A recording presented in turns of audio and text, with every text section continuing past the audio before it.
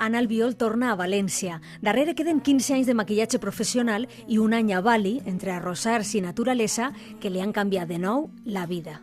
Al final llega un punto en el que sientes que has terminado esa etapa, ¿no? Yo quise dejar el maquillaje hace 2 años, va a hacer 2 años ahora, con mucho miedo, tenía mucho miedo, pero decidí soltar, saltar y confiar hacia ese camino que me llamaba mucho la atención y sentía que era el siguiente, ¿no? El siguiente paso.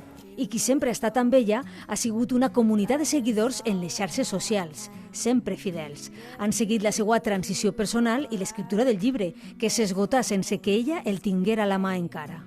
Yo le di al botón de publicar sin tenerlo siquiera en mis manos y al día siguiente ya era número 1 y yo me quedé como en shock porque no era ni consciente de que tenía el libro, no lo podía tocar. Entonces me metí en la cama durante 3 días. Con la sábana así era como no. Diu que arribar fins ací no és qüestió de sort, sinó un camí d'il·lusió, treball i renúncies. Yo he tenido 4 grandes cambios de vida, 4 grandes saltos. En el primero estuve dispuesta a perder a mi familia, en el segundo estuve dispuesta a perder el amor y lo perdí.